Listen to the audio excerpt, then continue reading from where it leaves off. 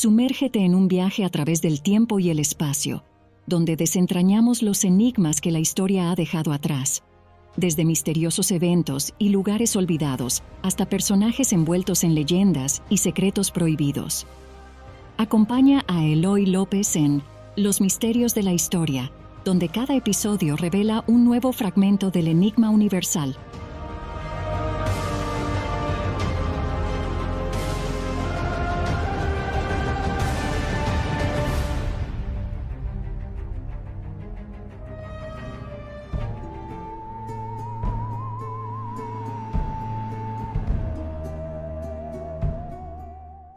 La isla de Pascua, también conocida como Rapa Nui en su lengua nativa, se encuentra en el Océano Pacífico suroriental, a unos 3.700 kilómetros del continente chileno.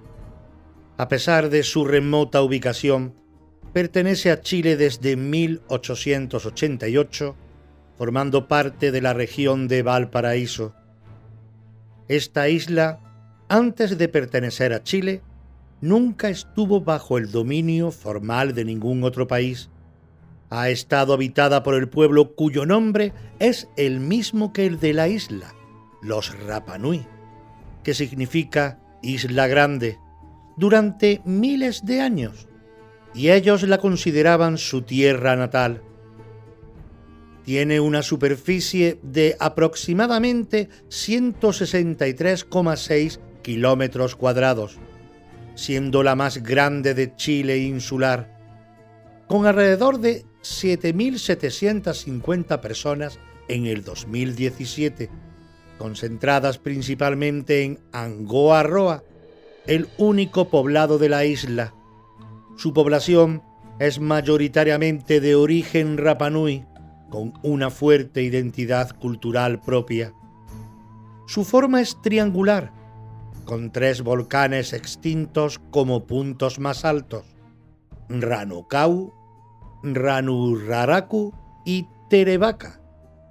Su clima es templado oceánico, con temperaturas medias anuales entre 17 y 21.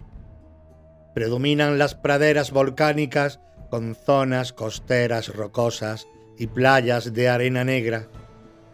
La isla recibió su nombre europeo en 1722, cuando el navegante holandés Jacob Rogenberg la descubrió el día de Pascua de Resurrección. Como hemos dicho anteriormente, en 1888, la isla de Pascua fue anexionada por Chile en un acto unilateral conocido como el Acta de Toma de Posesión.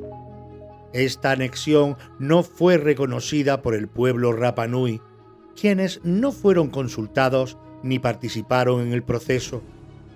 Actualmente es un territorio especial de Chile con un alto grado de autonomía.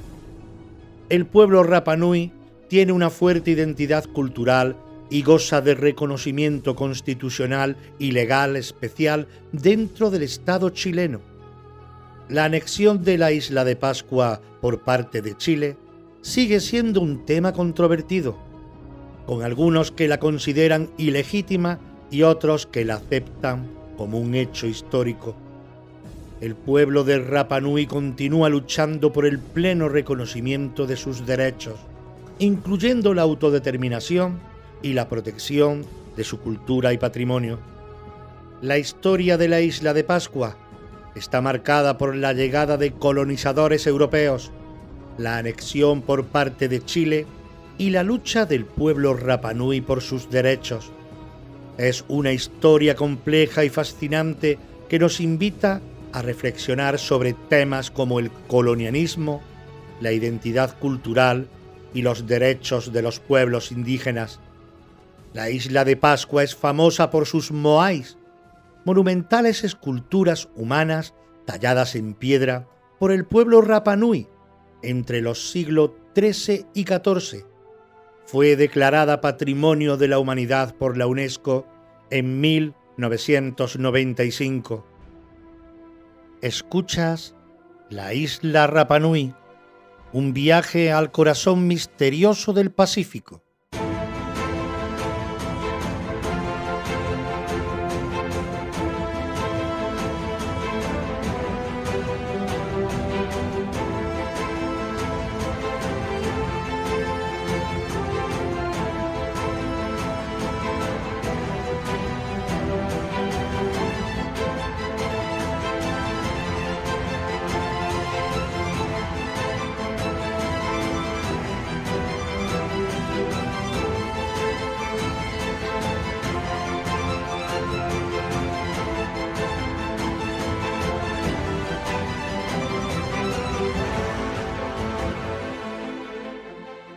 El primer encuentro con los moais, reacciones y misterios.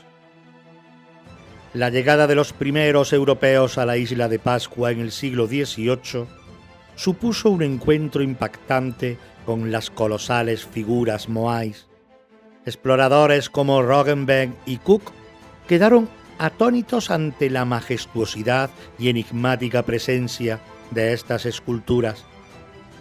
Las primeras interpretaciones sobre el origen y significado de los moais variaban ampliamente. Algunos creyeron que eran obra de dioses o seres sobrenaturales, mientras que otros las consideraban representaciones de algunos líderes o guerreros. La recepción de los europeos por parte de los habitantes Rapa Nui fue compleja y marcada por la desconfianza y el temor a lo desconocido. Los contactos iniciales estuvieron plagados de malentendidos y episodios de violencia.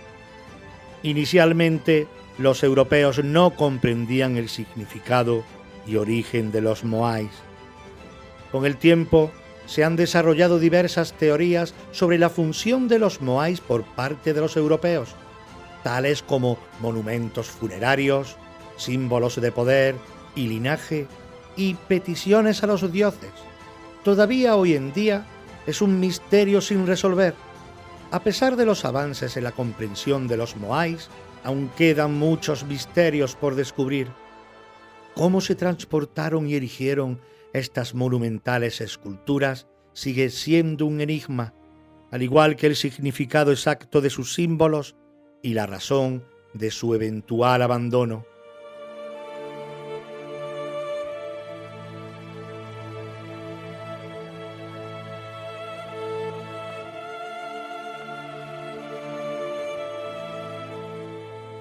¿Qué dicen los nativos Rapa Nui sobre sus moais?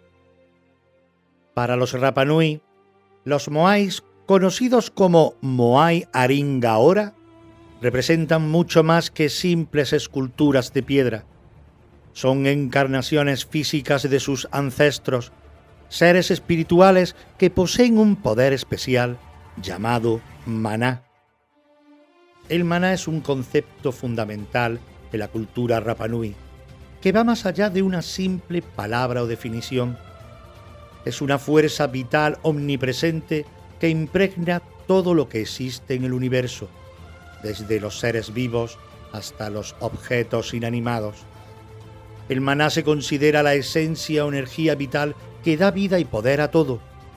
Se asocia a la creación y al origen de todas las cosas. Los líderes y figuras de poder en la sociedad Rapa Nui se asociaban a un maná elevado. Se encuentran elementos naturales como la tierra, el mar, las rocas y las plantas. El maná busca mantener el equilibrio y la armonía en el mundo. Los moais, las icónicas esculturas de la isla de Pascua, se consideran imbuidos de maná, representando a los ancestros y su poder. Se invoca y se canaliza a través de rituales y ceremonias tradicionales, incluyendo la danza, el canto y la oración, y se utiliza en prácticas de sanación y protección, buscando el bienestar físico y espiritual de las personas. El maná sigue siendo un concepto vivo y presente en la cultura Rapa Nui, influenciando en su visión global del cosmos, tradiciones y forma de vida. Es un elemento fundamental de la identidad cultural Rapa Nui y su preservación es vital para la comunidad. El maná es un concepto complejo y multifacético que representa la esencia vital, el poder y la armonía en la cultura Rapa Nui. Sigue siendo una parte fundamental de su identidad, a pesar de los desafíos que enfrentan en la actualidad, como la globalización y la modernización, que presentan desafíos para la transmisión y preservación del concepto de maná entre las nuevas generaciones. Si bien el maná es un concepto fundamental en la cultura Rapa Nui, es importante reconocer que no es exclusivo de esta isla. Se encuentra presente en diversas culturas y civilizaciones alrededor del mundo, con características y matices específicos en cada contexto. El origen exacto de la palabra maná y su significado profundo sigue siendo un tema de debate entre los lingüistas y estudiosos de diversas culturas.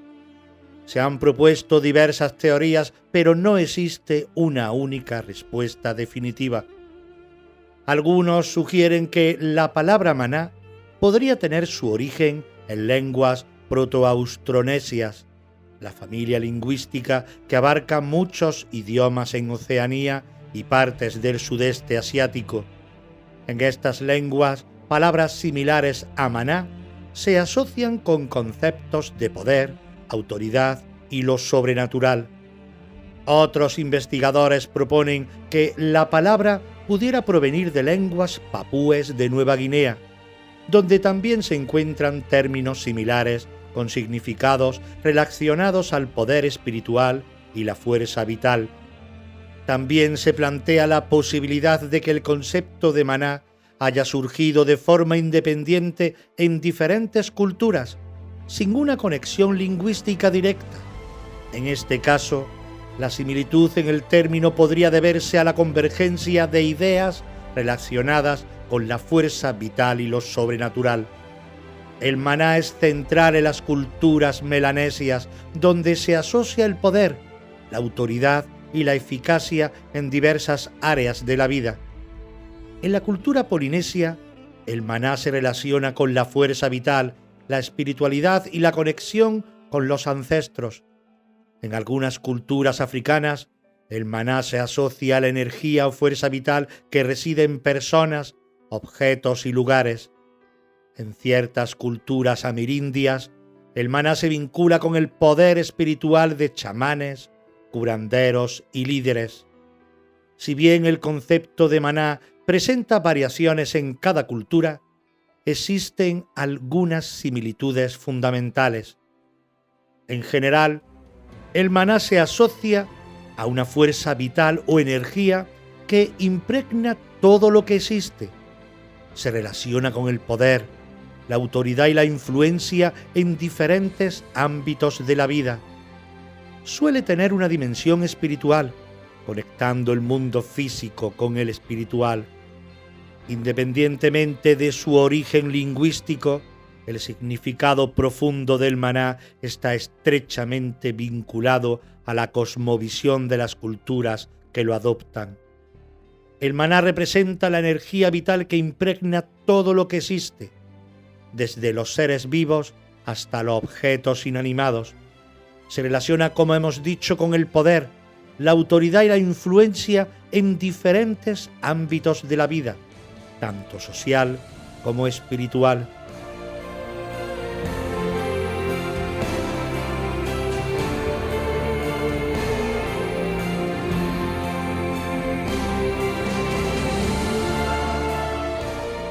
¿Cómo se pudo llegar a unir conceptos tan distantes?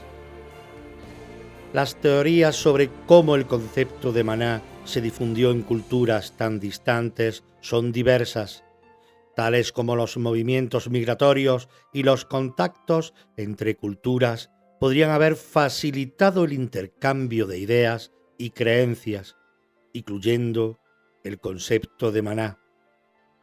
Se sugiere que el maná podría estar vinculado a raíces lingüísticas o simbólicas comunes a diferentes pueblos, facilitando su comprensión y adopción.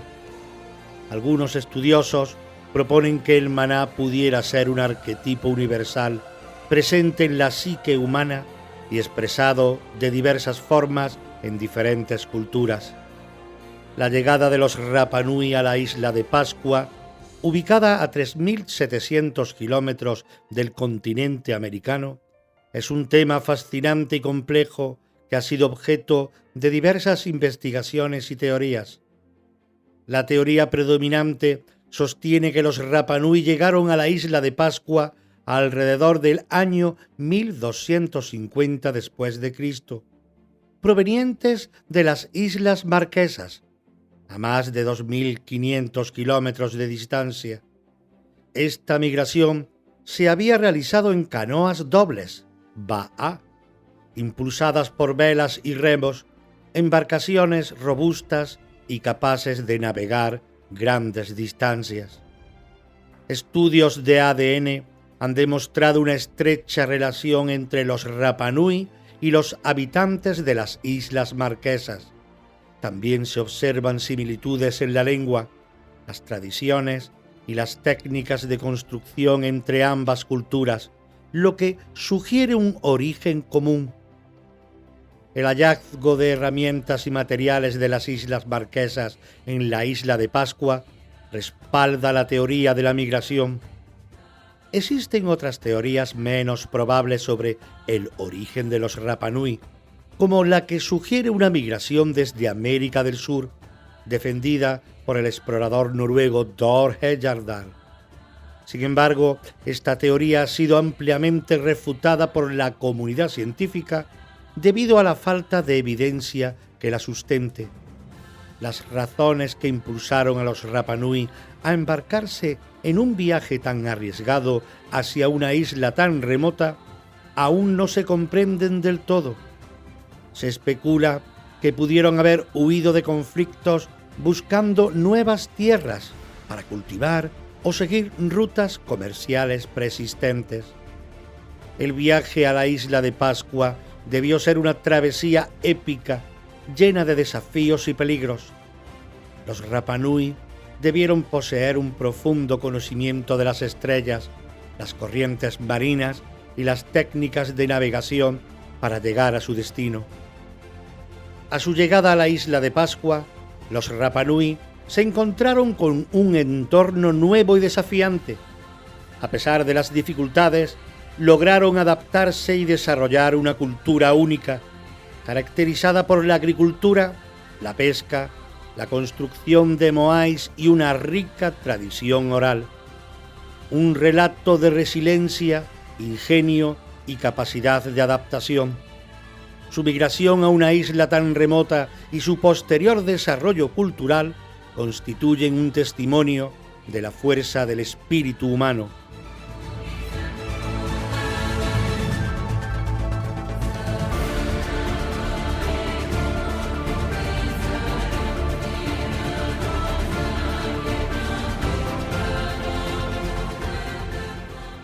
Los moais, puente entre el mundo terrenal y el espiritual.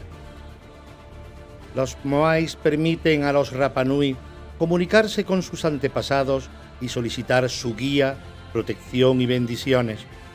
Representan la rica historia, cultura y tradiciones del pueblo Rapa Nui. Son un elemento central de su identidad y una fuente de orgullo. Se cree que los moais poseen un poder protector, vigilando a la comunidad y sus tierras de peligros y desgracias. Los moais están tallados en roca volcánica, material que los conecta con la fuerza y la energía de la tierra. Pero detengámonos un momento y veamos la distribución de los volcanes que hay en la isla y los moais, tallados, como hemos dicho, en roca volcánica. El volcán Rano Raraku se encuentra en el extremo sureste de la isla. Es un volcán extinto con un cráter de aproximadamente 16 kilómetros de circunferencia.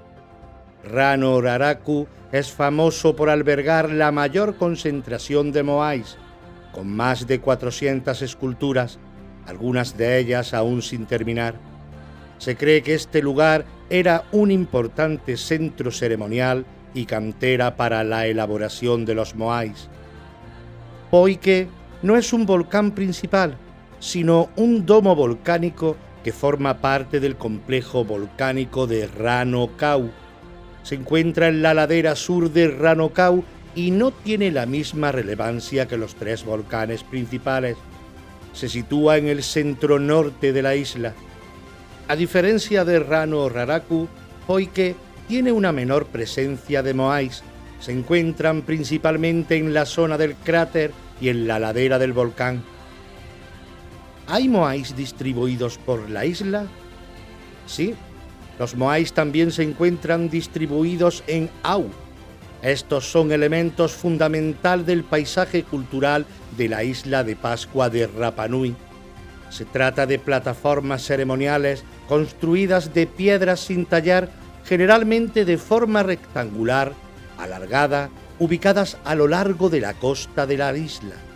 Los au más famosos son Au Tongariki, con 15 moais alineados frente al mar, y Au Binapu, con 12 moais coronados con pukao, tocados de piedra. También se han encontrado moais en zonas interiores de la isla, a menudo asociados a antiguos asentamientos o lugares de importancia cultural. ¿Cómo lograron los habitantes de Rapa Nui mover estas colosales figuras sin tecnología moderna? El traslado de los moais por la isla de Pascua es un tema que ha cautivado la imaginación de investigadores y público en general durante siglos. Estas monumentales esculturas, algunas de las cuales pesan hasta 82 toneladas, se encuentran dispersas por la isla, a menudo en lugares remotos y de difícil acceso. Si bien no existe una respuesta definitiva y única, diversas teorías han sido propuestas en base a la evidencia arqueológica, la tradición oral y los experimentos realizados. Primera teoría: caminando los moais. El ingeniero checo Pavel propuso en la década de 1980 que los moais se movían en posición vertical, inclinándolos hacia un lado y balanceándolos sobre su base. Se han encontrado moais con bases más anchas en la parte delantera, lo que podría haber facilitado este movimiento. Experimentos realizados con réplicas han demostrado que esta técnica es viable. Segunda teoría: arrastrando los moais. Se cree que estos se podrían transportar mediante trineos de madera arrastrados por grandes grupos de personas, utilizando cuerdas hechas de fibras vegetales. Es posible que se hayan utilizado rampas de tierra o troncos y rodillos de madera para facilitar el desplazamiento de los moais, especialmente en terrenos llanos. Se han encontrado restos de caminos y canales que podrían haber sido utilizados para el transporte de los moai.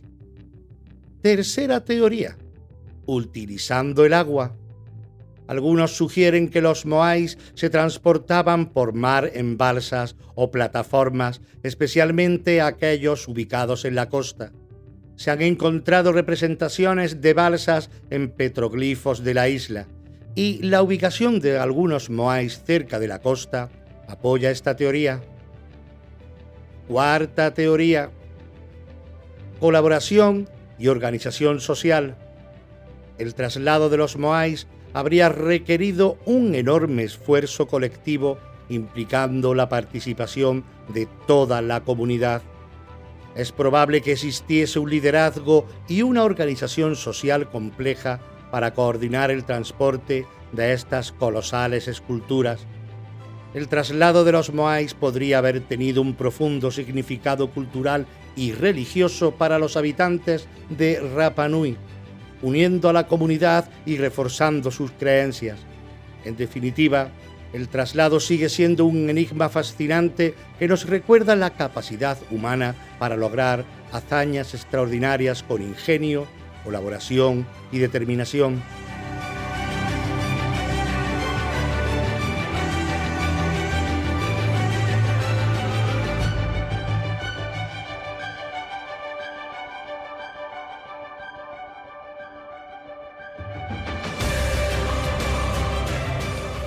En la actualidad, la población de la isla de Pascua, Rapa Nui, es de aproximadamente 8.000 habitantes, de los cuales cerca de 6.000 son de origen Rapa Nui. La mayoría de la población reside en Angkor Roa, el único pueblo de la isla. Determinar la población Rapa Nui en el pasado es un tema complejo y controvertido, debido a la falta de registros históricos precisos y a las dificultades para estimar la capacidad de carga de la isla. Se estima que antes de la llegada de los europeos, la población Rapa Nui podría haber oscilado entre 2.000 y 3.000 habitantes. La capacidad de carga de la isla se vio limitada por la disponibilidad de recursos, especialmente agua y alimentos. La llegada de los europeos en el siglo XVI trajo consigo enfermedades, conflictos y cambios en la forma de vida que provocaron un drástico declive poblacional. Se estima que para el siglo XIX la población Rapa Nui se había reducido a menos de 200 personas. A fines del siglo XIX y principios del XX, la población comenzó a recuperarse lentamente gracias a la protección internacional y a la implementación de medidas para el desarrollo sostenible de la isla. La disponibilidad de agua potable, alimentos y otros recursos naturales es un factor fundamental para el crecimiento de la población. Los Rapa Nui veneran a los Moai como entidades sagradas y tratan con respeto las áreas donde se encuentran. Son un símbolo reconocido internacionalmente de la isla de Pascua y representan un importante atractivo turístico. Los Rapa Nui participan activamente en la preservación de los moais y sitios arqueológicos de la isla, reconociendo su importancia cultural e histórica. Los moais son para el pueblo Rapa Nui una parte integral de su identidad cultural y espiritualidad y representan un vínculo con sus ancestros, simbolizan su fuerza y resiliencia y sirven como guardianes de su tierra.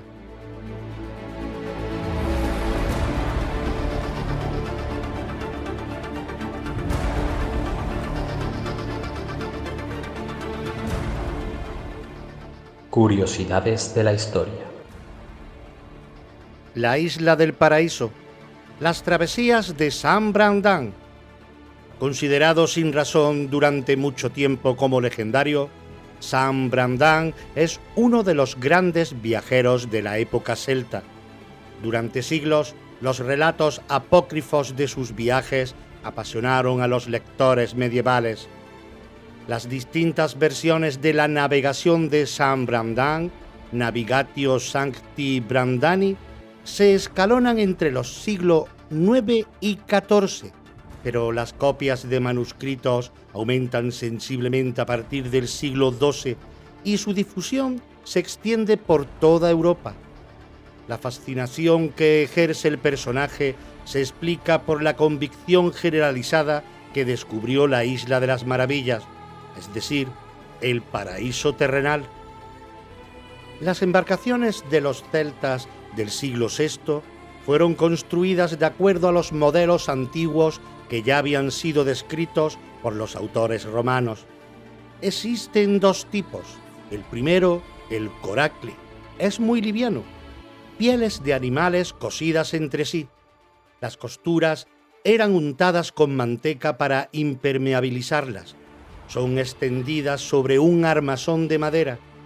Las estructuras que se fabrican así tienen de 4 a 12 metros de eslora, un ancho no superior a los 2,5 metros y pueden llevar hasta 16 remeros. El coracle tiene un solo mástil amovible y no posee quilla saliente u orza. El otro tipo de embarcación usado es el pontón de madera, que tiene generalmente poco más de 20 metros de eslora y 7 metros de manga. La altura del casco del pontón alcanza los 3 metros. Tiene un mástil principal fijo de unos 15 metros de altura que lleva una vela cuadrada de 200 metros, más un pequeño mástil en la parte delantera, muy inclinado, cuya vela de 50 metros sirve especialmente para las maniobras. Navega en el mar mucho mejor que el coracle. En los siglos V y VI, los monjes celtas, cuya tradición católica de origen oriental se opone en cierta medida a la que Roma intenta imponer en Europa continental, se adentran en el mar. Se proponen convertir a los paganos del oeste, lo que explica la importancia que reviste para ellos conocer las islas del Atlántico. Por otra parte, en el evento que pudieran realizar el viaje hasta Jerusalén al menos una vez, se les recomienda exiliarse solos o en pequeños grupos en lugares apartados para hacer penitencia y construir eventualmente un monasterio. De este modo se establecen en Islandia ya a fines del siglo V. Sin embargo, numerosos monjes ya no pueden integrarse a la vida común y pasan su tiempo viajando de isla en isla. La razón de sus vagabundeos radica en una esperanza loca: descubrir el paraíso terrenal que una tradición ubica con extraña certeza al otro lado del Atlántico. Hacia el 506, Brandan, un hombre libre, nacido en Irlanda alrededor del 484 y ordenado sacerdote por el año 504, vive en el país de Gales. Unos 15 años más tarde, realiza junto a una pequeña tripulación su primer gran viaje hasta Islandia a bordo de una embarcación liviana llamada Coracle. En el curso de uno de sus viajes a esta isla, entonces considerada como la antesala del paraíso, una especie de purgatorio moderno, divisa por primera vez la capa de hielo que cubre el océano polar y los icebergs. Hacia el 527, esta vez acompañado por otros 2 coracles, llega al parecer por primera vez hasta las Canarias, las islas de la fortuna de los antiguos. Luego toma rumbo hacia mar afuera. ¿Hasta dónde llegó exactamente en este viaje? No sabríamos decir, ya que las diferentes fuentes tienden a confundir las peripecias de este viaje con las de la expedición siguiente, que fue de mucha mayor trascendencia. Sin embargo, parece que después de haber viajado lentamente por el mar, los coracles deben enfrentar una terrible tormenta que hunde a 2 de ellos con su tripulación y cargamento. Cuando vuelve la calma, Brandan y los sobrevivientes divisan desechos vegetales flotando en el agua que indican la proximidad de una tierra occidental. Demasiado afectados los marinos, deciden sin embargo volverse. El viaje no logra cumplir su objetivo.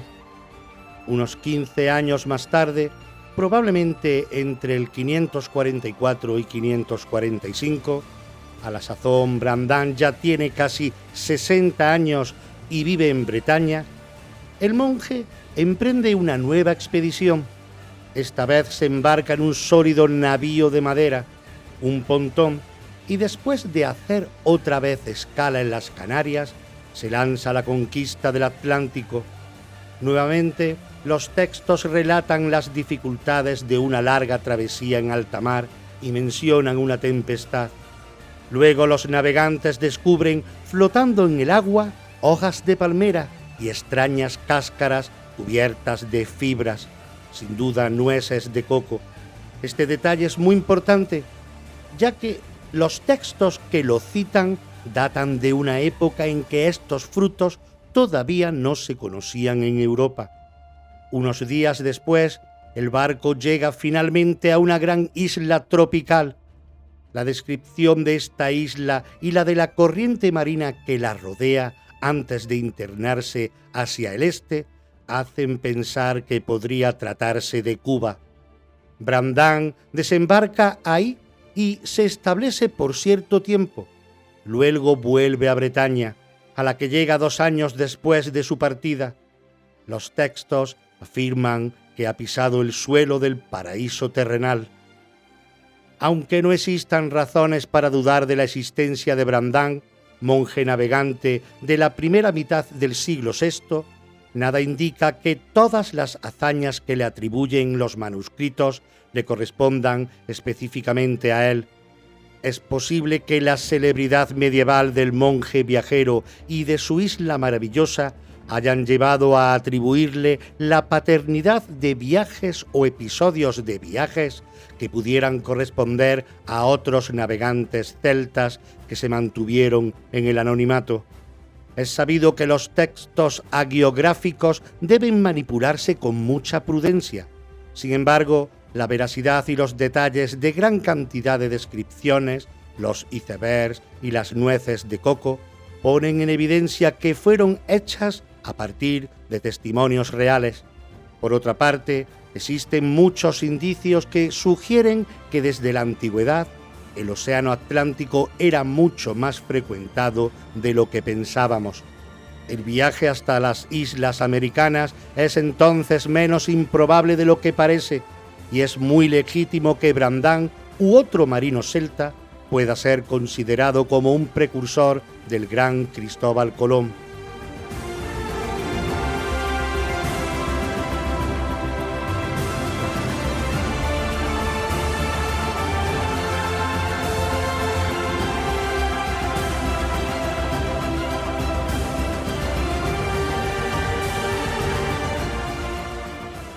Las guerras más absurdas, ya sea por motivos económicos, políticos, por afán de conquista, por intereses particulares de algunos que logran hacer creer que son intereses colectivos.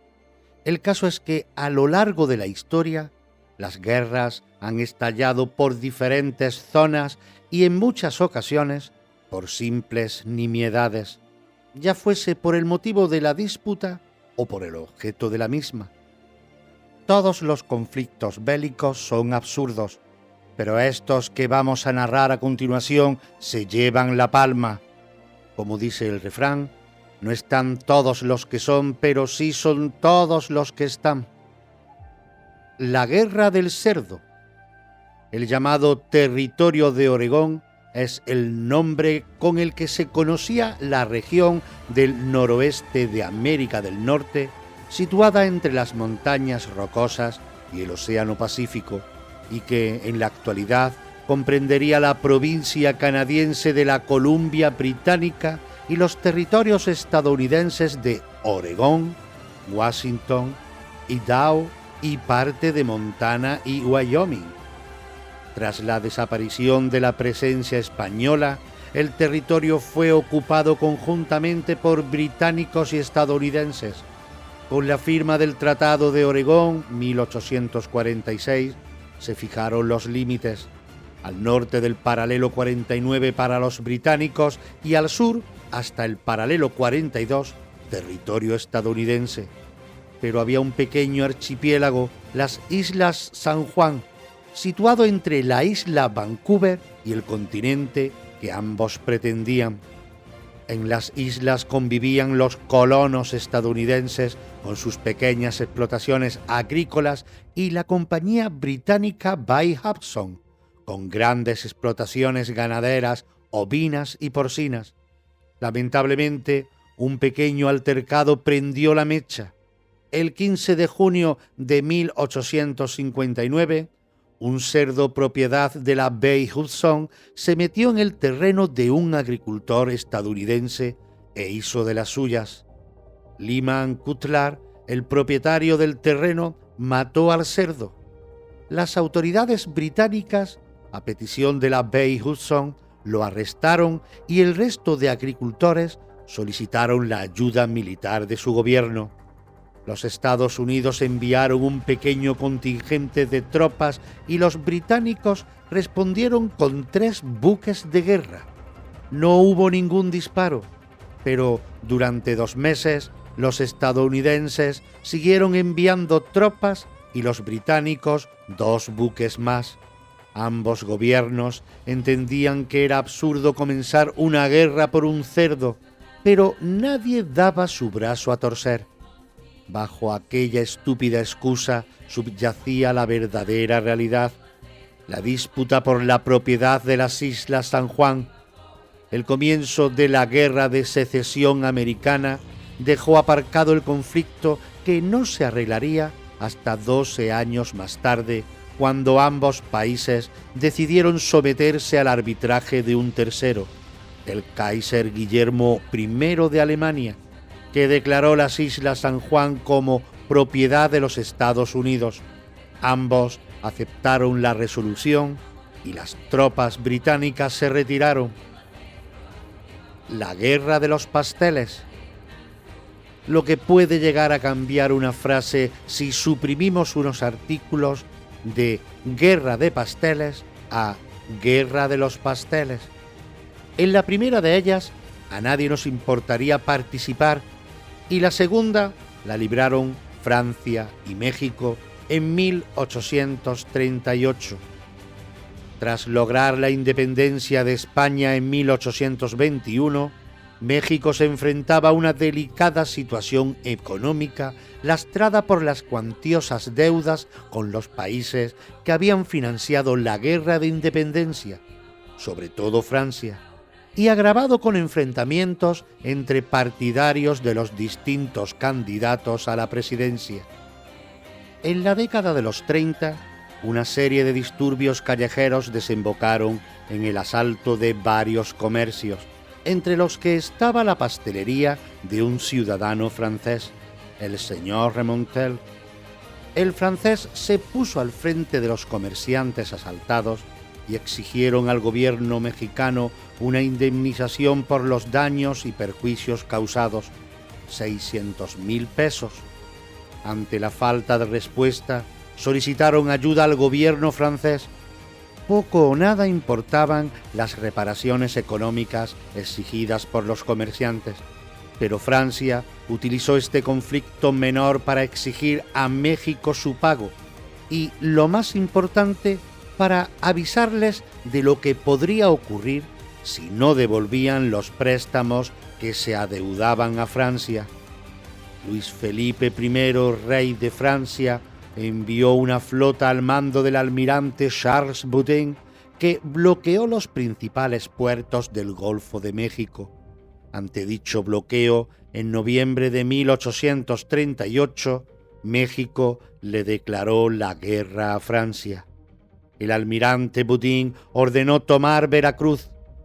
A pesar del regreso del general Santa Anna para dirigir la defensa, en la que incluso llegaría a perder una pierna, nada se pudo hacer ante la superioridad numérica y, sobre todo, del armamento del ejército francés. En marzo de 1839, y actuando de intermediarios los británicos, México se comprometió a pagar los 600,000 pesos y la flota francesa se retiraba. La Guerra de la Sandía. El Tratado Mallarino-Vidlac, firmado el 12 de diciembre de 1846 entre Estados Unidos y la República de Nueva Granada, actuales Colombia y Panamá, fue un convenio de reciprocidad comercial entre ambos países. El problema es que resultaba tremendamente favorable para los intereses económicos y comerciales de Estados Unidos, y peor aún, de los ciudadanos norteamericanos sobre la población autóctona en el territorio de Nueva Granada. Además, muchos hicieron uso de esa superioridad adquirida legalmente y protagonizaron actos de abuso, violencia e irresponsabilidad que agudizó el recelo y resentimiento entre la población local. Solo faltaba una chispa que prendiese aquella bomba latente, y fue una rodaja de sandía. El incidente tuvo lugar el 15 de abril de 1856, cuando un grupo de norteamericanos, entre los que se encontraba Jack Oliver, paseaba por la estación del ferrocarril después de pasar varias horas de copas. El tal Jack, más chulo que un 8, cogió una rodaja de sandía de un puesto ambulante. Cuando el propietario José Manuel Luna le indicó que el precio eran 5 centavos, Jack se dio la vuelta y se marchó. El vendedor volvió a requerirle el pago y Jack siguió sin hacerle caso. José Manuel sacó un cuchillo y le amenazó, pero Jack, altanero y ufano, desenfundó su arma de fuego y le apuntó. Este incidente fue contemplado por todos los presentes y derivó en una pelea callejera entre estadounidenses y la población local que terminó con un saldo de 15 muertos y 16 heridos estadounidenses, y por el lado local 2 muertos y 3 heridos. Aquel conflicto acarreó consecuencias internacionales. Los estadounidenses acusaban a las autoridades locales de no mantener el orden y estos, apoyados en el informe de los cónsules de Francia y Gran Bretaña, a la pandilla de Jack de provocar el incidente. El gobierno de Estados Unidos, ante el informe del comisionado estadounidense Amos Corwin, que aconsejaba la inmediata ocupación del istmo, envió un contingente de 160 soldados que tomaron la estación del ferrocarril. Tras 3 días de ocupación, los soldados se retiraron sin disparar un solo tiro cuando las autoridades locales accedieron a negociar. El 10 de septiembre de 1857 se firmaba el Tratado Herrangast, mediante el cual la República de Nueva Granada aceptaba su culpabilidad y, además, se fijaba una indemnización en favor de los estadounidenses de $412.394 en oro por daños y perjuicios. En ocasiones, como decía al principio, lo absurdo del conflicto no es el motivo de la disputa, sino el objeto de la disputa, como un peñasco o una isla que apenas existió durante 5 meses. Conflicto de la isla de Hans.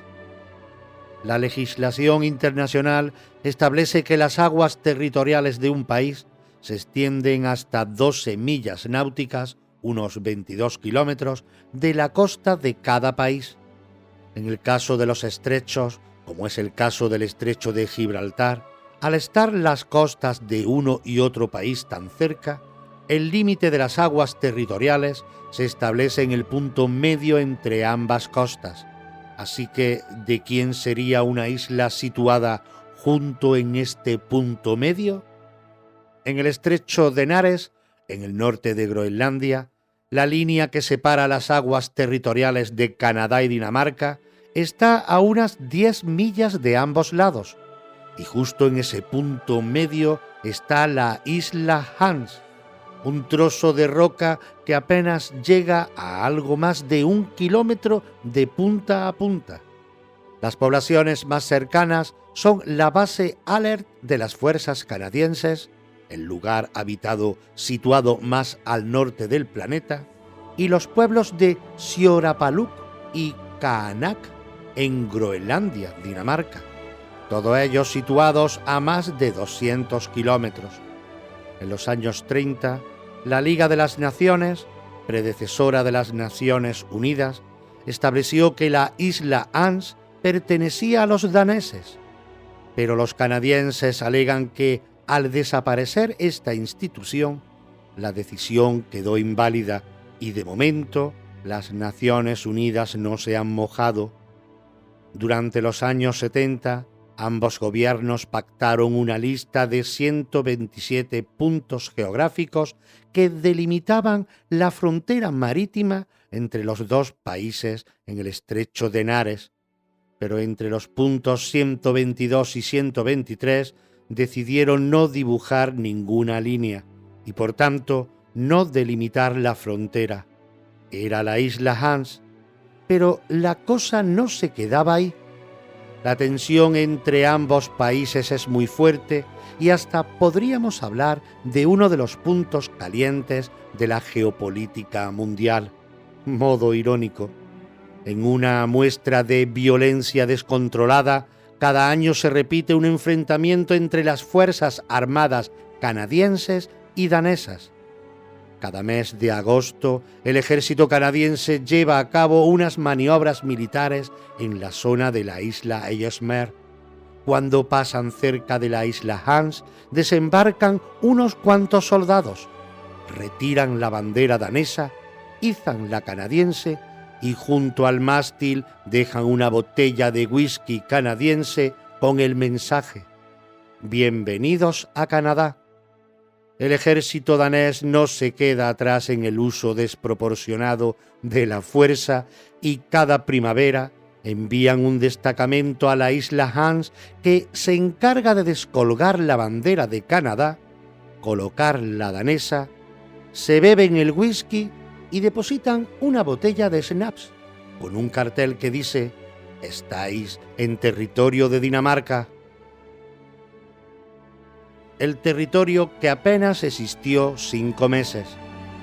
Hablamos de la isla Graham, isla Julia o isla Ferdinandea, dependiendo de qué país de los que se disputaron su soberanía la nombre. Esta isla no es más que el Empédocles, un gran volcán submarino situado a 30 kilómetros al sur de la isla de Sicilia y cuyo pico se encuentra a pocos metros de la superficie del mar. Lleva el nombre del filósofo griego que, según cuenta la leyenda, murió al arrojarse al volcán Etna. La primera aparición documentada de una erupción del Empédocles, convirtiéndose en una isla momentáneamente, se remonta al siglo III a.C. Pero el motivo de este conflicto se debe a la erupción que se produjo en 1831, cuando de la noche a la mañana apareció un islote que, cuando dejó de escupir lava, tenía una longitud de 4 kilómetros, una superficie de 1,6 kilómetros cuadrados, una altura máxima de 60 metros sobre el nivel del mar y 2 pequeños lagos interiores. El 2 de agosto de 1831, cuando apenas se había enfriado la isla surgida del mar, el capitán inglés Humphrey Fleming Census partía desde la isla de Malta para plantar la bandera británica y la bautizó con el nombre de Graham Island.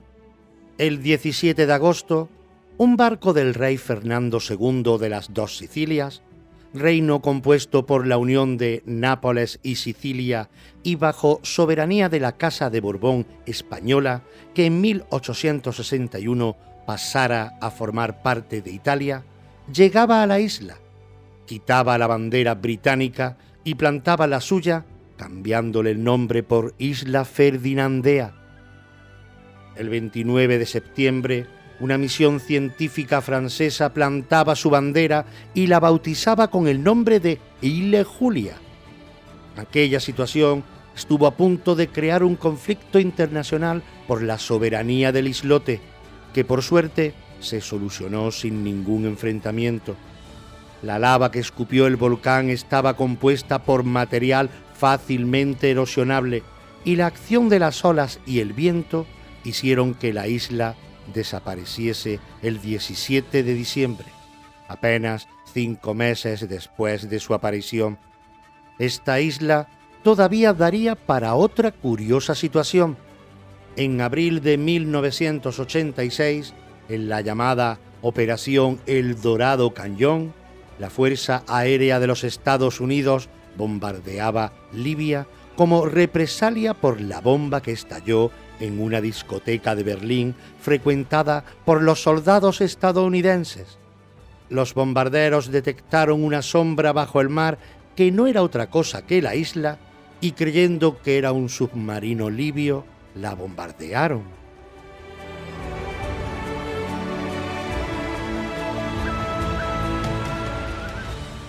Gracias por acompañarnos en este viaje a través de los misterios de la historia. Esperamos haber despertado tu curiosidad y haber aportado nuevas perspectivas sobre los enigmas del pasado. No olvides que cada episodio es una pieza más en el vasto rompecabezas de nuestro legado humano. Soy Eloy López y te espero en el próximo episodio de Los Misterios de la Historia, donde continuaremos explorando los secretos que el tiempo ha guardado. ¿Que dónde? Aquí, en Radio Sintonía, en el 106.9 de tu dial de FM y por ende en la onda local de Andalucía. También nos podéis escuchar en Spotify y Amazon Music. Hasta la próxima. Yesterday,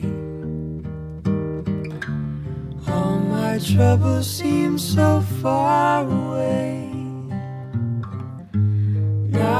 looks as though they're here to stay.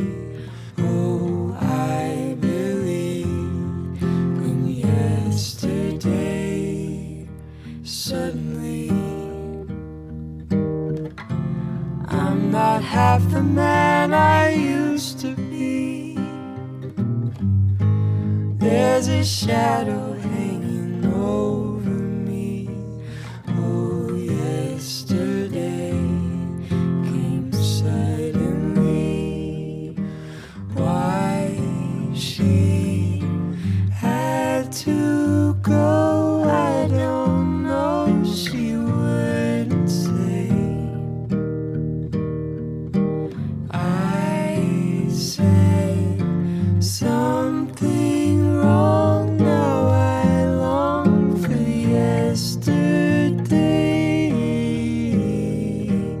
Yesterday, love was such an easy game to play. Now I need a place to hide away.